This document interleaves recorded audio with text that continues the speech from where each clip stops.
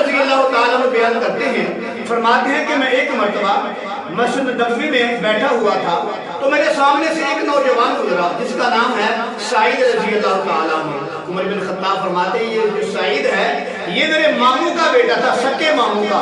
اور وہ ماموں کون ہے عمر بن خطاب کا؟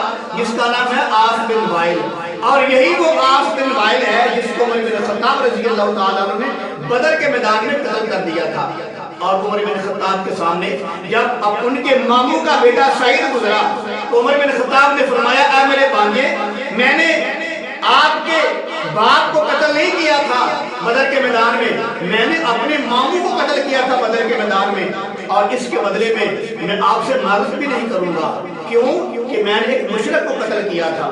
عمر بن خطاب کی یہ بات سن کر حضرت سعید رضی اللہ تعالیٰ عنہ جو عمر بن خطاب کے ماموں کے بیٹے تھے وہ کہنے لگے یا امیر المومنین رضی اللہ تعالیٰ عنہ، اگر تم نے میرے والد کو قتل کر دیا ہے تو اس میں کوئی بات نہیں، کیونکہ آپ حق پر تھے اور میرے والد جو عاص تھے وہ باطل پر تھے۔ اگر آپ نے میرے باپ کو قتل کر دیا ہے تو مجھے کوئی پرواہ نہیں، کیونکہ وہ اللہ رسول کی مخالفت میں آئے تھے۔